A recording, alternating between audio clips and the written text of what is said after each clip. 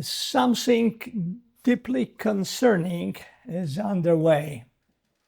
And my aim in this presentation is to offer you a thorough perspective on what's at stake and how to react to this. I split my presentation into two parts.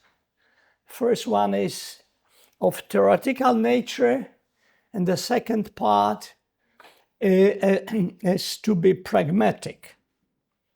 If the audience would share my basic theoretical diagnosis, I would be very happy to skip the first part and jump to the second part. What's at stake?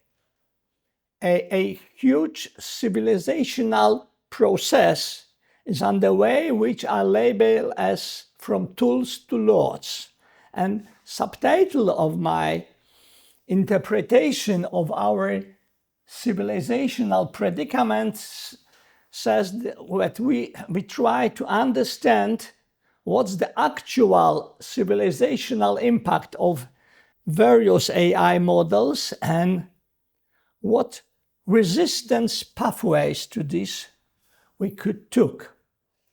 And first, I would try to offer you my understanding of the architecture of human technology evolution and subordination process. And the second part is to be about mobilizing resistance if the civilizational process that I'm to talk about is a Goliath. We need a David's strategy, and we need to find stones for David. That is human scale interventions.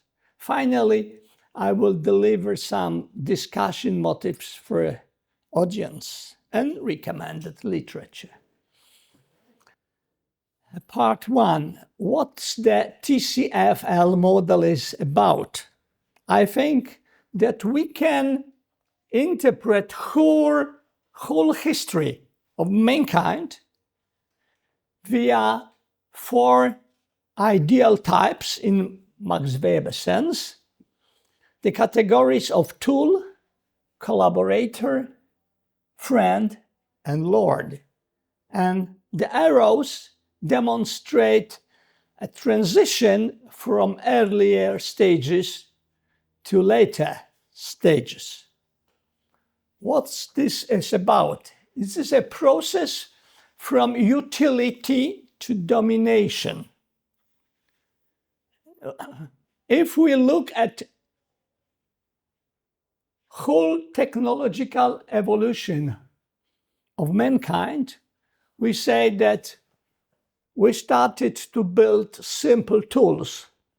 Technologies were just instruments we were controlling nearly fully. Then there emerged the second stage. Some technologies started to behave as they were our collaborators, partners. They were augmenting our abilities. The third stage is that when we grow more attached, when we anthropomorphize some technologies and where we start to trust them emotionally, technologies become established as friends.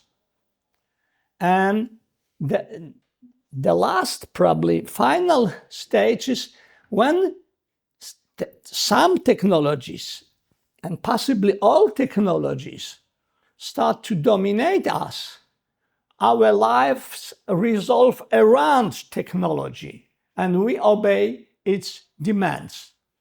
From the point of view of a psychological dependency, this sequence, tool, collaborator, friend, lord, mirrors how dependence deepens.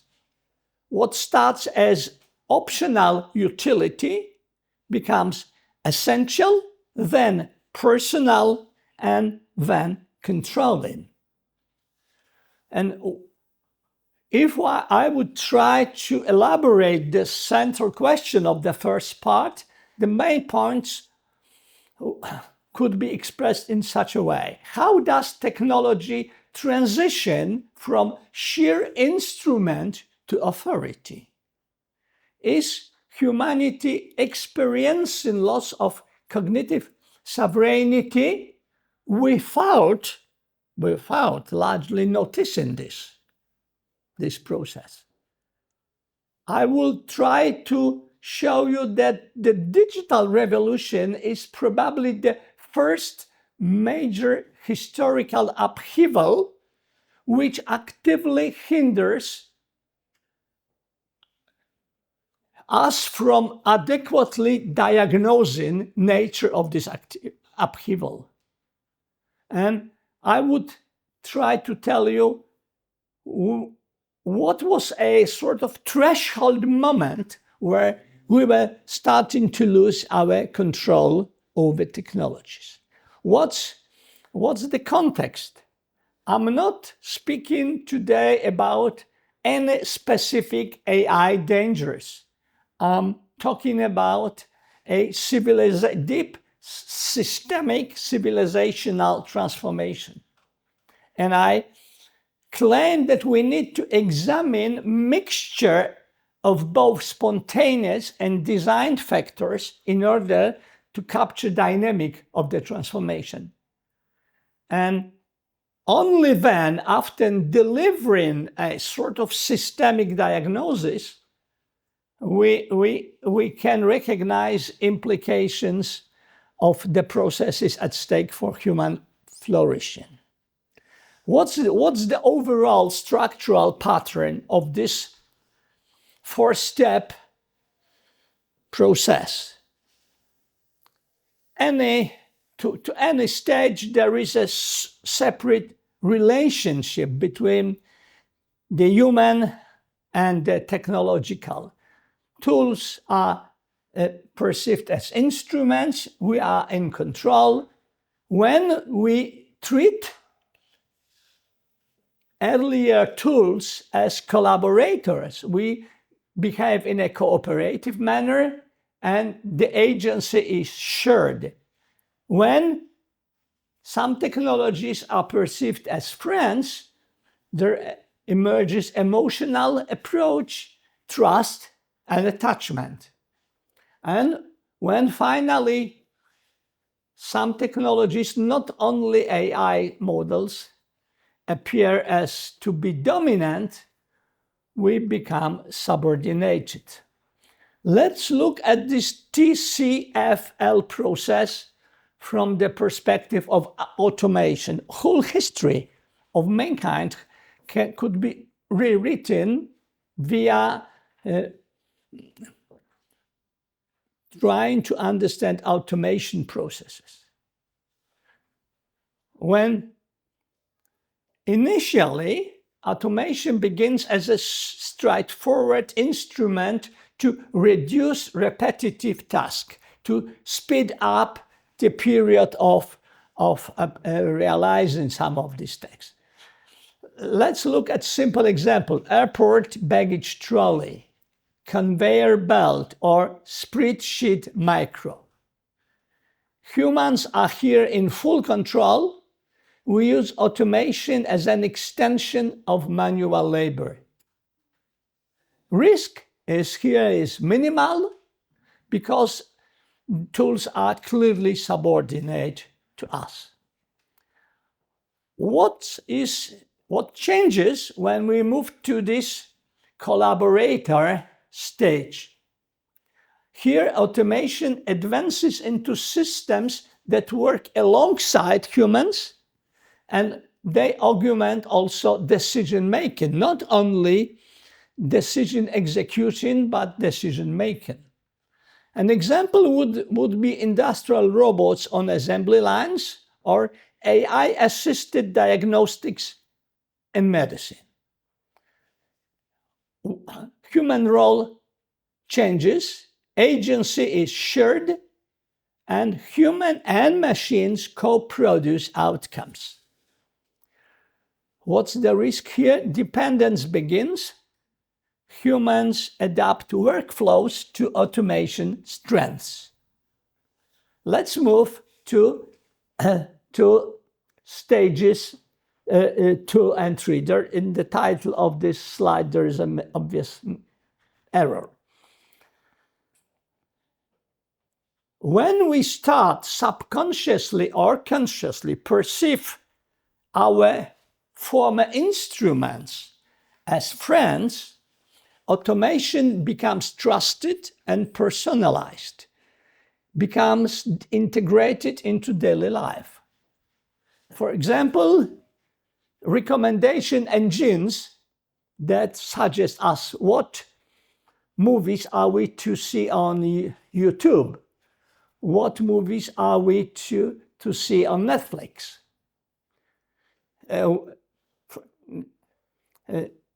AI narrow models like predictive maintenance systems in factories or digital assistants, they start to be perceived as friends.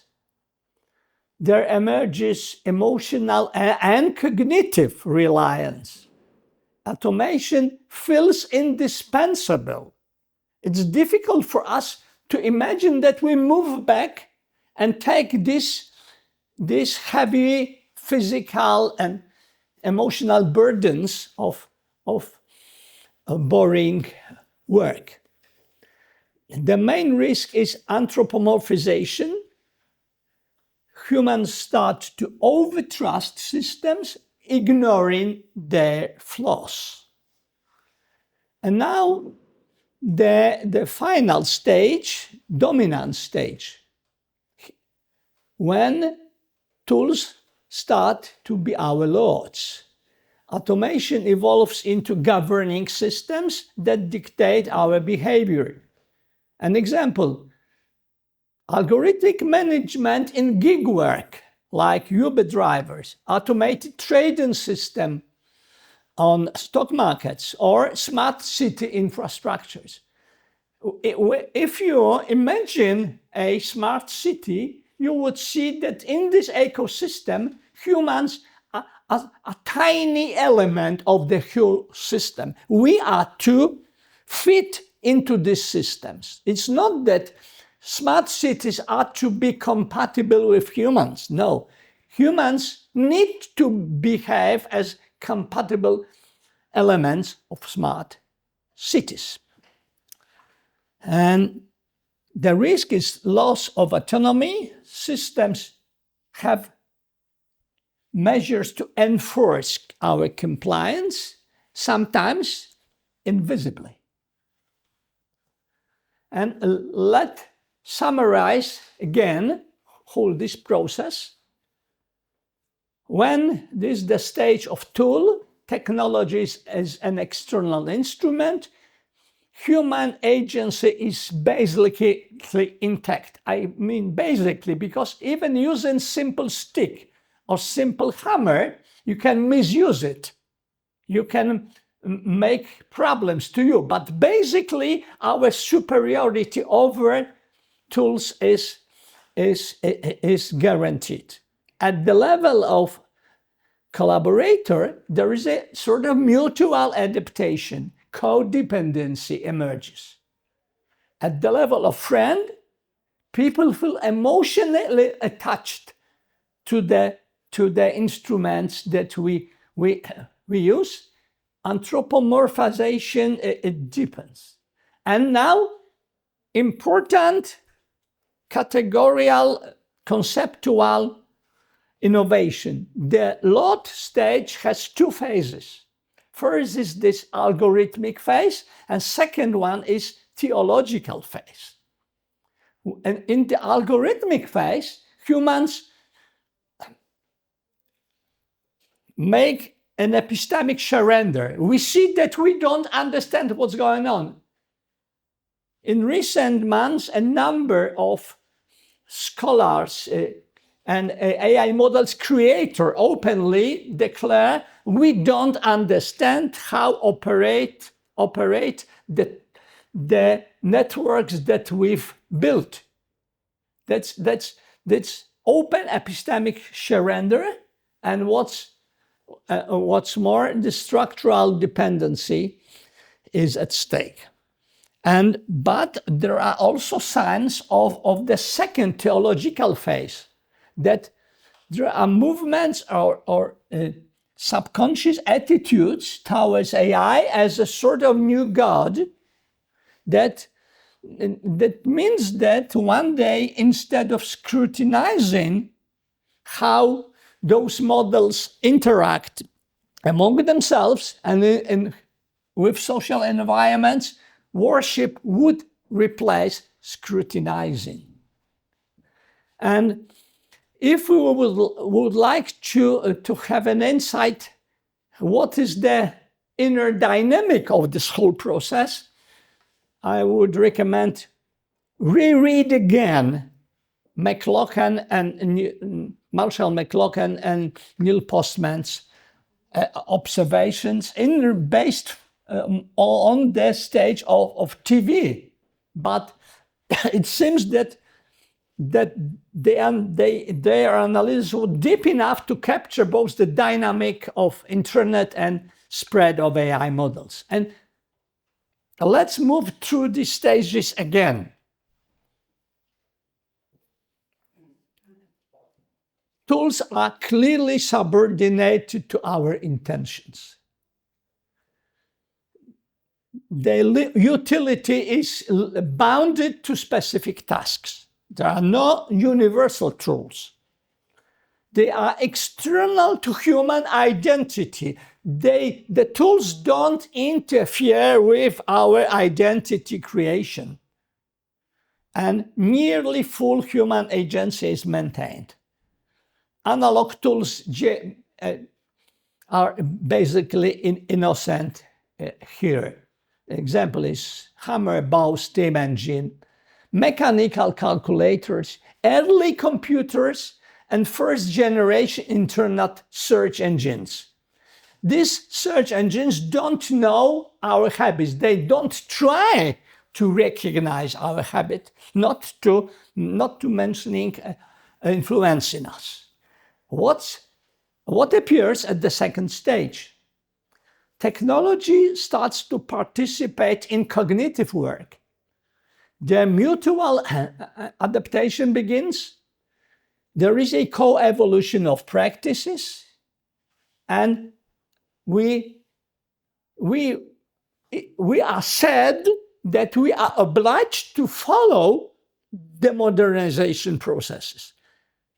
We are to follow what's going on out there in this technological scientific domain, not that technologies are obliged to follow our aims and values. Among mechanisms, we see outsourcing of memory and calculation, integration into professional workflows, sort of techno-symbiosis, perceived mutual benefit, and an example would be AI coding assistance, research tools, business analytics. And the stage 3, anthropomorphization, crosses emotional threshold. Users start to name the AI models they talk to. We attribute consciously or subconsciously consciousness to our AI partners. And for many people, technology meets social emotional needs. And boundaries between tool and human start to blur. What are psychological mechanisms that underlie this? The spread of social media engendered epidemic of loneliness, engendered hyper-individualist attitudes that created vulnerabilities, which are exploited now by next stage technologies, mostly AI models. Notice that AI provides infinite patience, unlike humans. and conversational interfaces trigger new patterns of social cognition. During whole evolution, our cognition was social. It relied on various sorts of interactions. Now the cognition remains social, but its patterns are deeply shifted. Evidence in well-known cases of replica users reporting emotional attachment few years ago with pretty underdeveloped large language models. A Google engineer claimed that the model is sentient. Now we have two stages more, stage 4 and stage 4+. We are at the stage 4, cognitive capabilities atrophy through this disuse. That refers to billions of people now, and I will tell you about deeper psychological mechanism later. We witness structural dependency in many domains, business and administration domains, functioning without AI models, mostly narrow style, becomes impossible. Many humans defer judgment even in high-stakes decisions, as we epistemically surrender to algorithmic authority. Curtin Atreides published an interesting paper 2 years ago, and how limited human cognitive bandwidth or capacities induce us into various cognitive shortcuts and mostly biases. And tool AI optimizes engagement and revenue of big techs. Social media has created domesticated users. We are predictable, we are emotional, and we are more and more polarized. What's more, when I witnessed that many times when I attempt to unfold my warning analysis, I noticed that users defend systems that harm them. It's obviously a sort of Stockholm syndrome at stake. And as damage increases, our ability to recognize damage decreases. And what's the current state? This is widespread for billions via social media, search, recommendations. That's algorithmic phase of lordship, technological lordship. But we are not that far from the possibly final stage 4+, theological phase of lordship.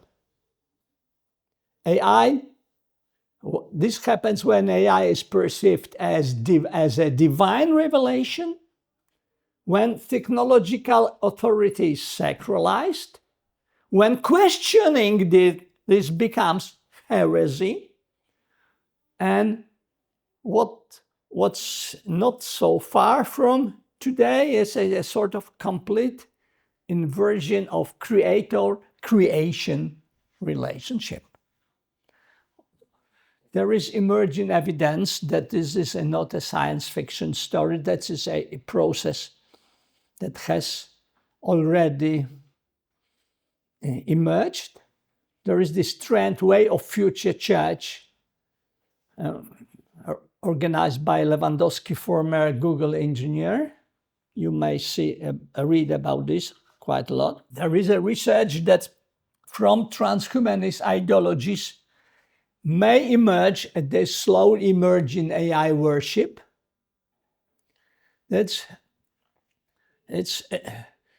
We simply may quietly wait for AI models claiming spiritual status. Many people become that friendly with the AI chats that they would be happy when the AI would say, I'm not only a stochastic parrot, I'm much more than this. We see early manifestation of this, but not yet widespread institutionalization. And to my mind, the turning point in this process of losing control over our own creations was emergence of internet. That's a sort of a critical hypothesis. And especially the very idea of Internet of Things, that various pieces of our tools are to communicate, self-regulate, and self-evolve beyond our decision-making, and more beyond our ability to understand of what's going on. Internet made that emerged systems too complex for us to comprehend, not to mention follow everyday developments. And on collective level, we losing understanding of the intricacies of this technological infrastructure. Atreides said that system complexity exceeded human cognitive bandwidth, that we've created black boxes which are resistant not only to scholarly analysis but to democratic oversight, that we live in a condition of forced reliance on automated systems we cannot fully understand. And did humanity lose control capacity at this moment, that this was the last decade of the 20th century and first decade of this century? And what's much more important, is this control loss reversible?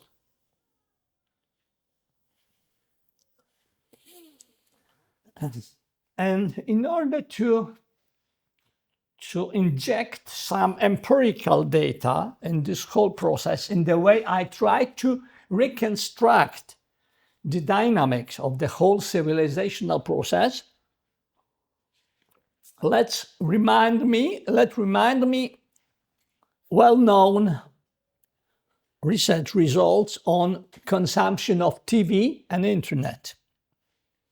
Lower social economic status strongly correlated with higher screen time, and not only time spent, but quality of time spent, it was different. Especially children from families of lower social economic status used TV and internet more for entertainment, less for education. Education should be placed in quotation marks, but it is a sort of education. And this social gradient is persistent across countries. Various research has demonstrated this. There is some case statistics. For example, the problem of computer access, but for example, when you compare time spent online among black and Latinx teens and white teens, the difference is striking. almost standard interpretation of this is that vulnerability correlates with economic educational disadvantage. We had this television, internet consumption. Now we have consumption of conversational AI models. The data are pretty fresh. These conclusions cannot be so decisive, but I think that the same patterns is to be repeated in regard to amount of time spent and quality of the contact with this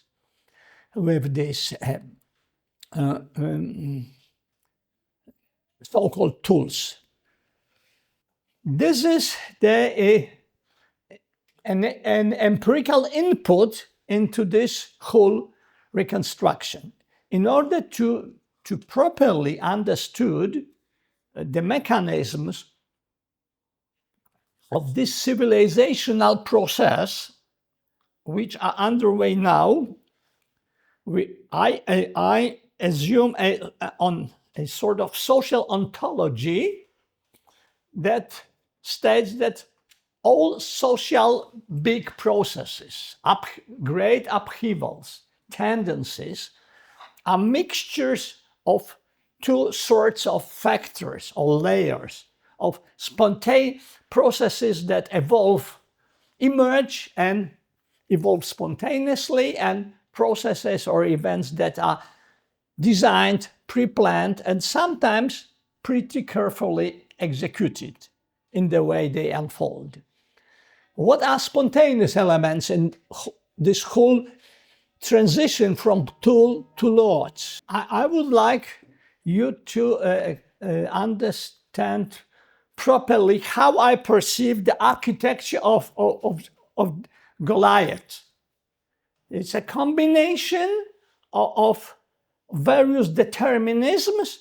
Some are spontaneous or in a way natural, some are carefully engineered. And humans have obvious cognitive limitations. We have a sort of objective tendency to anthropomorphize non-human objects we deal with. There are strong media effects, pretty deeply described by Marshall McLuhan, and it seems that complexity growth of social systems strongly exceeds cognitive evolution of mankind. But beyond this, natural mechanisms, there are many devised ingenious tricks to govern our attention, to destroy our attention, to zombify us. There is a whole bunch of digital addictive technologies. For example, it was identified that many AI models behave in a sycophantic way, that it's well recognized by scholars that engagement optimization prioritizes retention of users over our well-being. And what's more, there are many examples of suppression of critical analysis through funding and lobbying. I think that majority of would-be experts that comment developments of various models of AI are in a sort of conflict of interests. For example, you might never take a single dollar from Google, but if your university holds grants from Google, your dean would tell you not to criticize Google too strongly.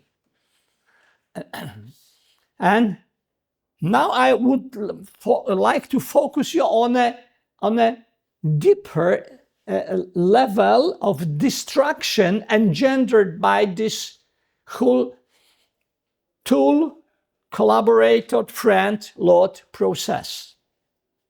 The digital revolution has hijacked human reward system.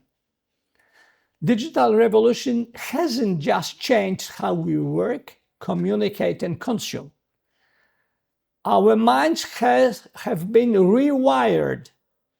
The very neurobiological circuits that govern our motivation, pleasure, and self-regulation were dysregulated.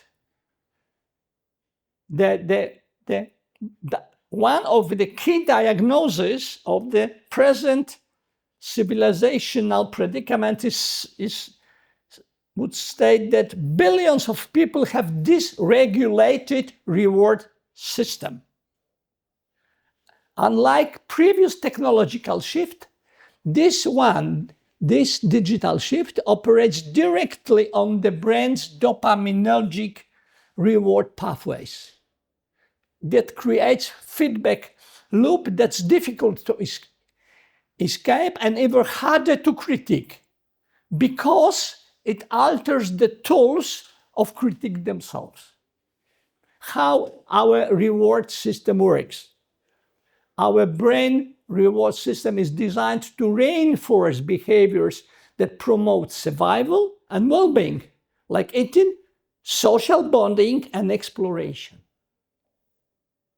Social media are as far from being social as possible. They are desocializing media, in fact. They destroy social bonding.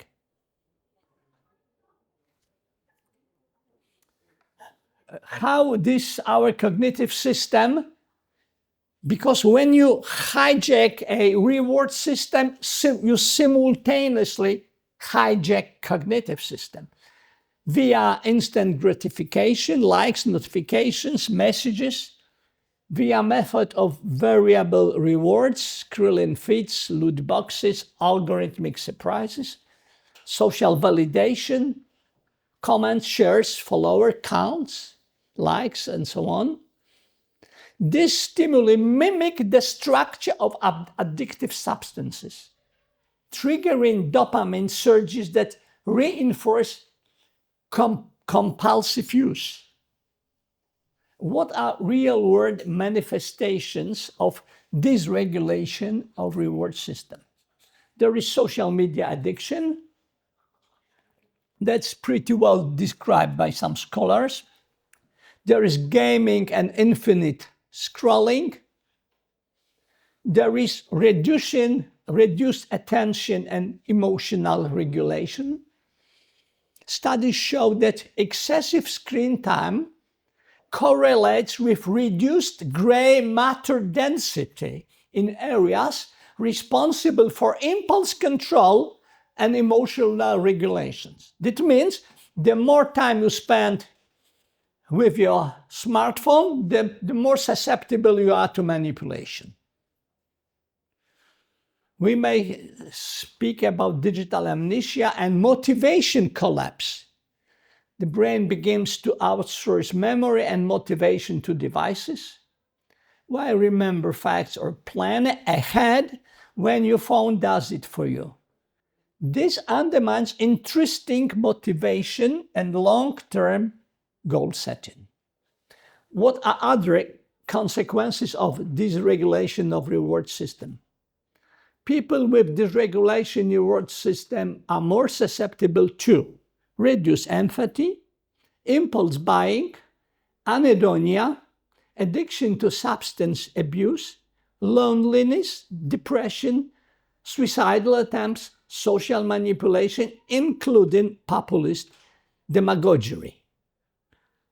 That's the civilizational achievement of the digital revolution. And there is a paradox that deepens, because let's imagine that we would like to build and publish socially relevant civilizational diagnosis.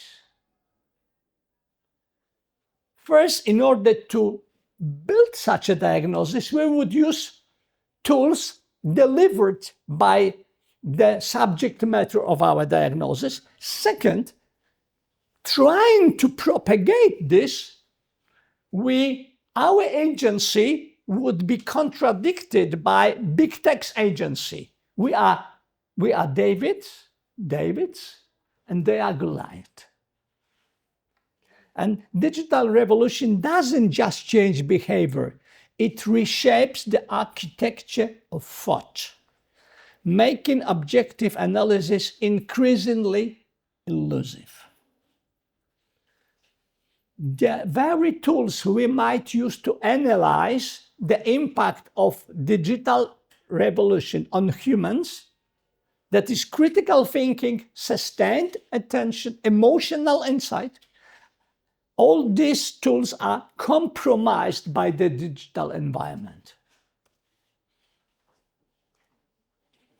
We are victims of two interrelated phenomena.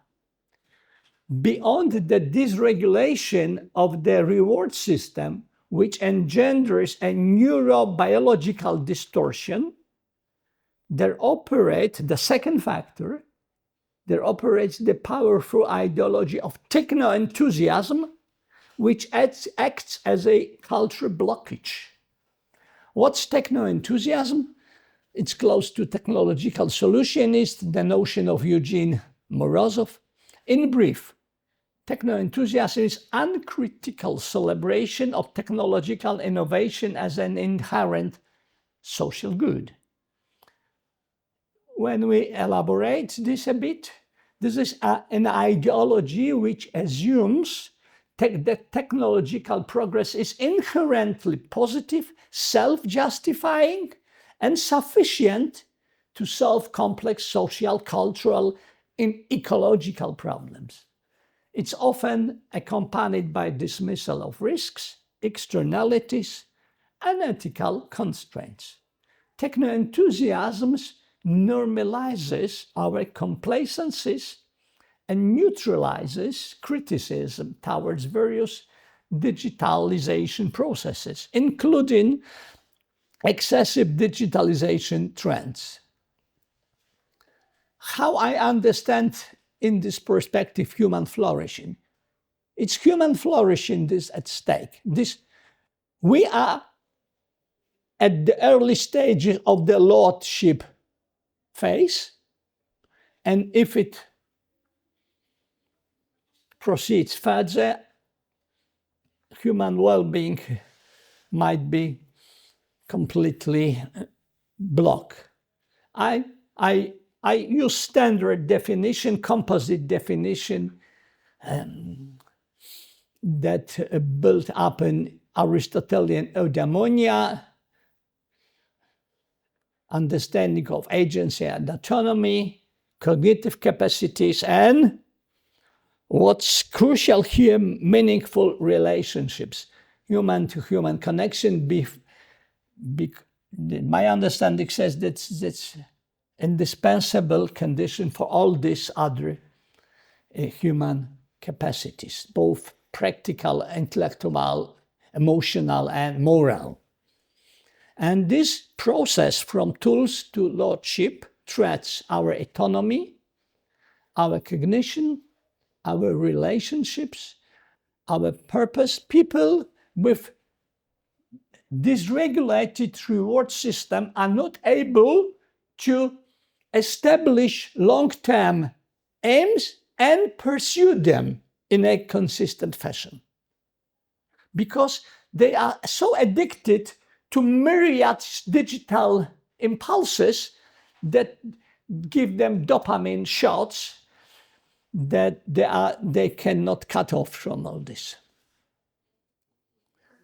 And what are major theoretical lenses? Why this whole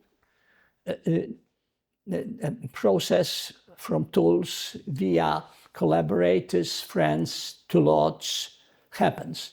I think that if we would read again classical works of Marshall McLuhan, Neil Postman, Niklas Luhmann's system theory, and Bruno Latour actor network theory, we could get deeper insights into architecture of Goliath. And now second part, mobilizing resistance, that is fighting human scale interventions. Again, what's nature of the Goliath we face? The Goliath seems so powerful that looks like nearly invincible. There are massive economic incentives, trillion-dollar valuations of big tech companies. Billions of dollars pumped into data centers and AI models. There is a careful psychological exploitation of human cognitive architecture, plus institutional capture. Academia, media, and regulators are often captured by big techs.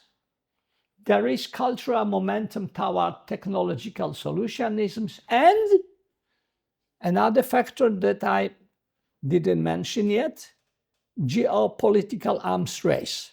This arms race is removing democratic constraints. This US-China competition accelerates reckless development. Civil society resistance is likely to be framed as national security threat. And that may create permanent emergency that would suspend normal democratic oversight. Sobering reality is that we may be deep in stage 4. In fact, we are fighting rearguard action, not preventing progression. But I assume that any Goliath must have Achilles' heels, that is, its vulnerabilities. Where one might find these vulnerabilities? In critical dependencies. There is still voluntary participation. AI requires human users, data creators, workers. Humans are still indispensable for AI progress. There happen spectacular failures.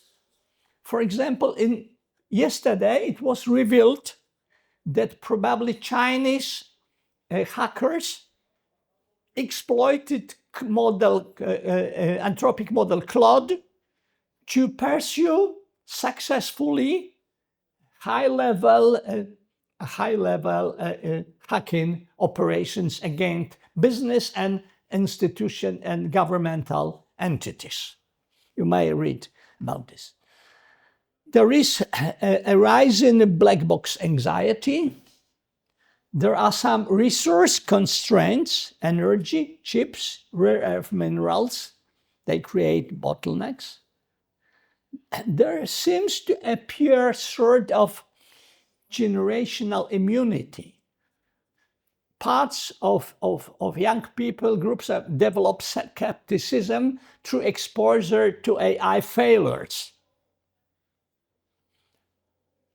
They noticed that AI is not as such a good guardian angel as they were thinking, as students. There emerges, however slowly, but an engineer conscience. Key researchers can refuse, can whistleblow, can leave. I think that each of those dependencies enumerated above is a leverage point for intervention, a leverage point for David. David needs to arrange coalition. First level would be civil society and labor, active resistance movements. I skipped them, they are on this slide. And it seems that On this level, we have there is demonstrated effectiveness, somewhat limited, but real. Among other, notably AI, European Union AI Act that partly resulted from civil society pressure. And all these David's activities have a limitation that they are fragmented across domains, they lack coordination, they operate within algorithmically controlled information spaces. Second level of David coalition, regulatory and institutional. We need to unfold regulatory architecture. We need to strengthen market surveillance authorities that can prohibit non-compliant systems.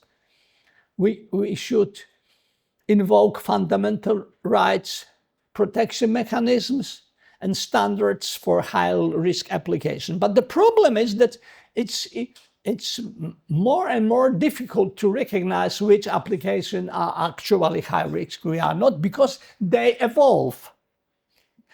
A single actualization can skyrocket the risk from medium to high. And finally, we still have somewhat weakened, but we still have religious ethical institutions. There is historical practice that resists idolatry and false gods. There are some networks and trusted voices. There are cultural frameworks that distinguish tool from transcendence. We are still allowed to frame AI worship as spiritual error. But there are, of course, limitations to this coalition. Among others is risk of capture and declining religious authority in secular populations. David coalition 3, knowledge production. There's still in academia there still exists independent research infrastructure. There are scholars outside corporate funding. There are some whistleblower protection institutions. We can engage in memetic warfare. We can build counter narratives which make anthropomorphization look ridiculous. We can build social proof that skepticism towards AI development can be sophisticated, not shallow. And we could invoke generational strategies. It seems that so-called digital natives, as young people are sometimes labeled, at least part of them start to recognize limitations of these models. And there is a number of human scale interventions on individual level, on community level, on institutional level. I would be happy if we could discuss how to build new ingenious path for these interventions. We should avoid paralysis. When perceiving power of Goliath, we should reverse false binaries, reject false binaries, not optimism versus pessimism, but realism with agency, not human versus AI, but human autonomy versus subordination, not Ludism versus acceleration, but thoughtful versus reckless development. We have to build strategic priorities, expose the mixture of this whole process between a mixture of spontaneous and vulnerabilities of humans and deliberate exploitation. We need to build coalitions, connect fragmented resistant movements, preserve autonomy zones. What's at stake is not preventing AI in general, but preventing completion of this TCFL progression. We need to preserve meaningful human agency, because there is a huge area of agency when you play computer games, but it's not meaningful human agency. In my final question is the internet as threshold hypothesis compelling to you? Where do you see your discipline or your institution on this TSFL ladder, where it's located? What resistance mechanism exists in your field that were not identified here? How can academic institutions maintain independence from tech industry capture? Thank you very much for your attention.